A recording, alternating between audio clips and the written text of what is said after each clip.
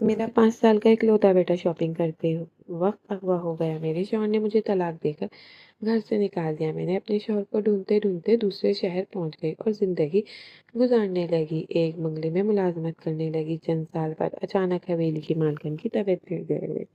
مرنے سے پہلے اس نے اپنی تجوری کی چابی میرے ہاتھ میں دے دی۔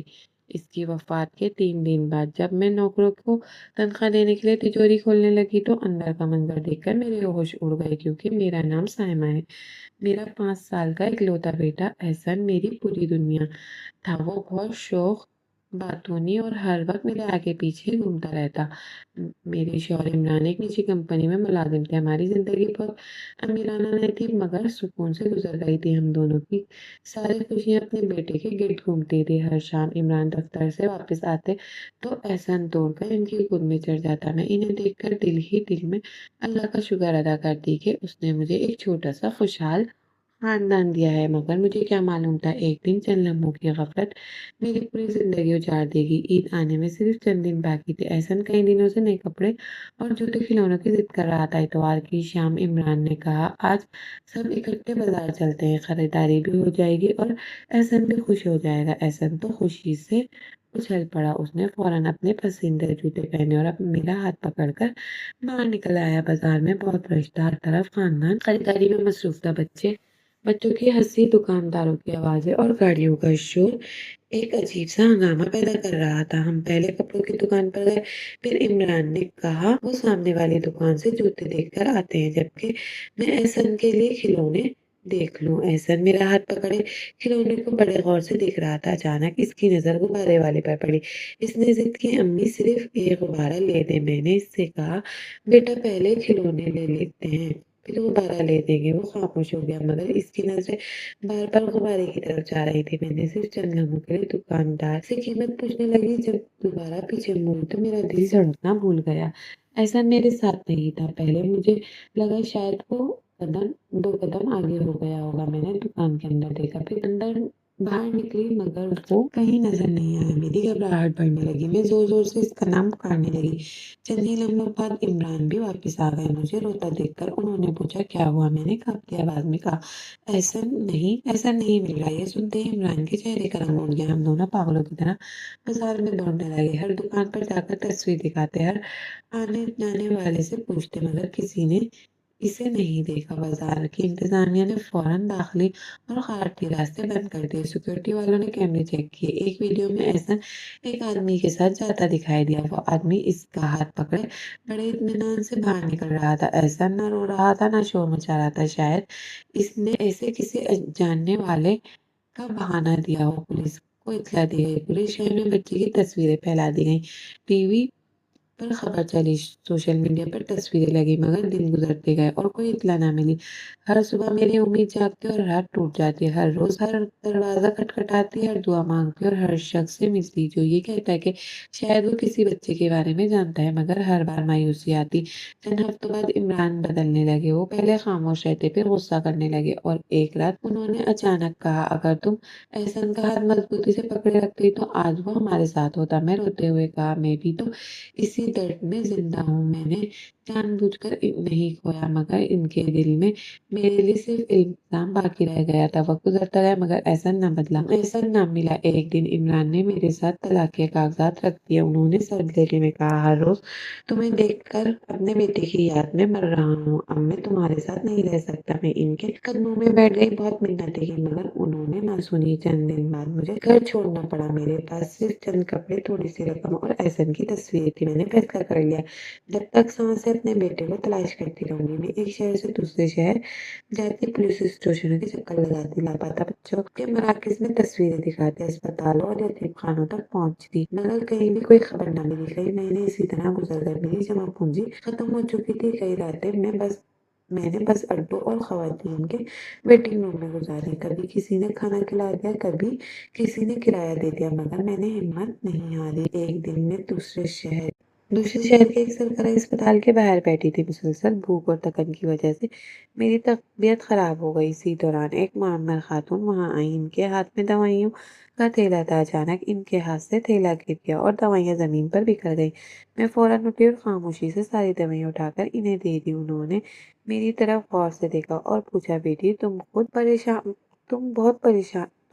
बहुत परेशान लग रही हो, क्या बात है? मैंने बरसों का दुख चंद जुमलों में सुना दिया। वो कुछ देर खामोश रहे, फिर बोले, मैं एक बड़े घर में बरसों से मुलाजिम हूँ। मेरी मालकिन बीमार थी और इन्हें एक ईमानदार औरत की जरूरत है। अगर तुम चाहो तो तुम्हारी बात कर सकती हूँ। मेरे पास इनकार की कोई वजह नहीं थी। मुझे रहने की जगह भी चाहिए थी और रोजगार भी। अगले ही दिन वो मुझे इस बंगले में ले गई। बंगले की मालकिन का नाम जुबैदा बेगम था।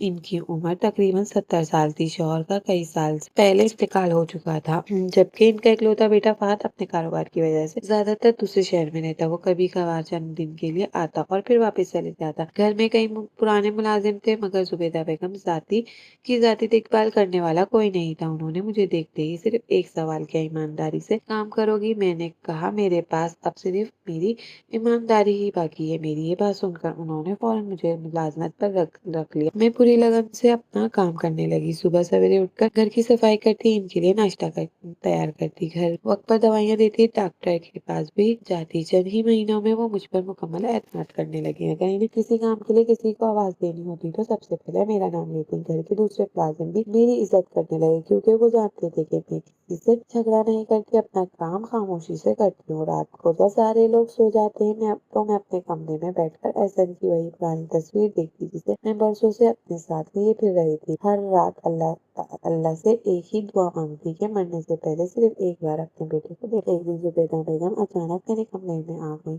इनकी नजर तस्वीर पर पड़ी। उन्होंने पूछा, ये बच्चा कौन है? मेरी आंखों में आंसू आ गए। मैंने इन्हें शुरू से आखिर तक पूरी कहानी सुना दी। वो खामोशी से सुनती रही। मेरी बात खत्म हुई तो उन्होंने तस्वीर दोबारा गौर से देखी। इस लम्हे इनके चेहरे का रंग बदल गया, लेकिन उन्होंने फौरन नजरें दूसरी तरफ कर ली। मैंने समझा शायद मेरी कहानी सुनकर इन्हें दुख हुआ है, इसलिए मैं मजीद कुछ नहीं पूछा। इस दिन के बाद इनके रवैये में अजीब सी तब्दीली आ गई। वो पहले से ज्यादा खामोश रहने लगी। कई मर्तबा ऐसा होता कि वो मुझे बुलाती, कुछ कहना चाहती, मगर खामोश हो जाती। कई बार मैंने इन्हें तन्हाई में रोते हुए भी देखा। जब वजह पूछती तो सिर्फ इतना कहती, कुछ गलतियां इंसान को सारी जिंदगी रुलाती रहती हैं। 3 साल इसी तरह गुजर गए। मैं मुलाजमत भी जारी रखी और जहाँ कहीं किसी लापता बच्चे की खबर मिलती तो वहाँ जरूर जाती, मगर हर बार मायूसी ही हाथ लगती। एक रात बेगम की तबीयत अचानक बहुत खराब हो गई। इन्हें सीने में शदीद दर्द हुआ। मैं फौरन इन्हें अस्पताल ले गई। डॉक्टरों ने पूरी कोशिश की, मगर उन्होंने महसूस कर लिया इनकी जिंदगी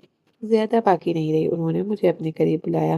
मैं झुककर इनके पास बैठी तो उन्होंने बड़ी मुश्किल से अपने तकिए के नीचे हाथ डाला और एक छोटी सी चाबी निकालकर मेरे हाथ में रख दी। उन्होंने धीमी आवाज में कहा, साइमा, मेरी वफात के बाद तीसरे दिन मेरे कमरे में रखी तिजोरी खोलना। इसमें मुलाजमिन की तनख्वाह भी रखी है और एक अमानत भी है। पहले वो अमानत देखना, फिर बाकी काम करना। मैंने हैरत से पूछा, बेगम साहिबा, कैसी अमानत? उन्होंने मेरी तरफ देखा, मगर कुछ ना बोल सकी। उनकी आंखों में 2 आंसू निकले और उन्होंने आहिस्ता से मेरी हथेली दबा दी। अगली सुबह वो इस दुनिया से रुखसत हो गई। घर में शोक का माहौल था। इनका बेटा फहद भी आ गया। तदफीन, फातिहा और ताजियत में 3 दिन गुजरे। चौथे दिन सुबह मैंने इनकी दी हुई चाबी निकाली और इनके कमरे में रखी। बड़ी लोहे की तिजोरी खोली। मैंने सोचा, पहले मुलाजमीन की तनख्वाह निकाल दूं ताकि सबको इनका हक मिल जाए। तिजोरी के अंदर नकरकम और कुछ जेवरात, जायदाद के कागजात और एक मोटी सी फाइल रखी हुई थी। फौरन जुबैदा बेगम की आखिरी बात याद आई। मैंने फिर वो फाइल उठाई। फाइल खोलते ही ऊपर एक बंद लिफाफा रखा था, जिसमें सिर्फ मेरा नाम लिखा हुआ था। मैंने कांपते हाथों में लिफाफा खोला। इसके अंदर जुबैदा बेगम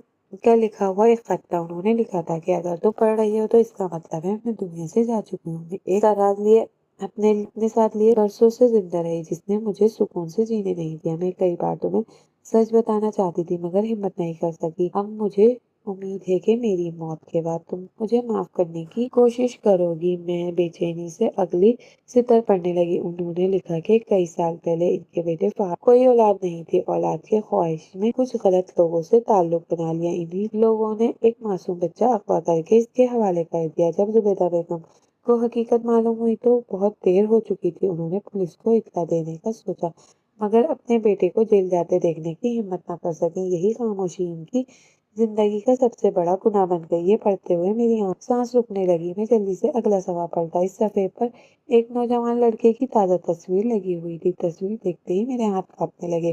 وہ چہرہ میرے 5 سالہ بیٹے احسن سے حیرت انگیز حد تک ملتا تھا۔ تصویر کے نیچے صرف ایک جملہ لکھا تھا، یہی تمہارا بیٹا احسن ہے، اسے دنیا آج ارسلان کے نام سے جانتی ہے۔ اسی لمحے باہر گاڑی رکنے کی آواز آئی۔ ایک ملازم دوڑتا ہوا میرے پاس آیا اور گھبرا کر بولا، بی بی جی صاحب واپس آ گئے ہیں، ان کے ساتھ ارسلان صاحب بھی آئے ہیں۔ یہ سنتے ہی میری نظریں دروازے کی طرف جم گئیں، کیونکہ چند لمحوں بعد برسوں سے بچھڑا ہوا بیٹا میرے سامنے آنے والا تھا، مگر اسے یہ معلوم نہیں تھا جس عورت کو وہ اس گھر کی ملازمہ سمجھتا ہے وہی اس کی حقیقی ماں ہے۔ میری نظریں ابھی تک دروازے پر جمی ہوئی تھی۔ چند لمحوں بعد ایک نوجوان اندر داخل ہوا۔ اس کی عمر تقریباً 22-23 سال تھی۔ اس کے چہرے کی بناوٹ، آنکھیں اور مسکراہٹ بالکل میرے شوہر عمران جیسی تھی۔ میرا دل بے اختیار زور زور سے دھڑکنے لگا۔ میں نے برسوں پہلے جس 5 سال کے بچے کو کھویا تھا وہ آج جوان ہو کر میرے سامنے کھڑا تھا، مگر اسے ذرا بھی اندازہ نہیں تھا کہ اس کی ماں اس کے سامنے کھڑی ہے۔ اس نے مسکرا کر السلام علیکم، میں ارسلان ہوں۔ میری آنکھوں میں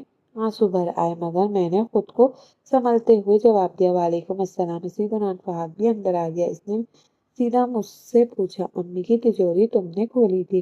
میں نے ہاں میں سر ہلا دیا۔ اس نے دوبارہ پوچھا، کوئی چیز نکلی تو نہیں؟ میں نے جواب دیا، صرف ملازمت کی تنخواہ کے لیے کھولی تھی۔ وہ چند لمحے کے مجھے دیکھتا رہا، پھر خاموشی سے اوپر چلا گیا۔ اس رات میں نے زبیدہ بیگم کا خط اور تمام ثبوت سنبھال کر اپنے بیگ میں رکھ لیے۔ مجھے خوف فہد کو بھنک بھی لگ گئی تو وہ ارسلان کو ملک سے باہر بھیج دے گا، میں اس کی شکل دیکھنے کے لیے ترس جاؤں گی۔ اس لیے میں نے قانون کی مدد لینے کا سوچا۔ اگلی صبح میں اس وکیل کے پاس پہنچی جس کا پتہ خط پہ لکھا ہوا تھا۔ اس نے مجھے ایک فائل دی جس میں زبیدہ بیگم کا بیان، پرانی تصویر اور ایسے کاغذات موجود تھے جن سے ثابت ہوا تھا کہ برسوں پہلے فہد نے جرائم پیشہ افراد کی مدد سے ایک اغوا شدہ بچے پاس رکھا تھا۔ وکیل نے فوراً عدالت میں درخواست دائر کی۔ چند پیشوں کے بعد عدالت نے میرا اور ارسلان کا ڈی این اے ٹیسٹ کروانے کا حکم دیا۔ رپورٹ آنے تک ہر لمحہ میرے لیے قیامت تھا۔ آخرکار رپورٹ عدالت میں پیش ہوئی۔ جج نے اعلان کیا کہ سائنسی رپورٹ کے مطابق سائمہ ارسلان کی حقیقی والدہ۔ یہ سنتے ہی میری آنکھوں میں آنسو بہنے لگے۔ ارسلان حیرت سے کبھی میری طرف دیکھتا اور کبھی فہد کی طرف۔ عدالت نے جب فہد سے سوال کیا، وہ زیادہ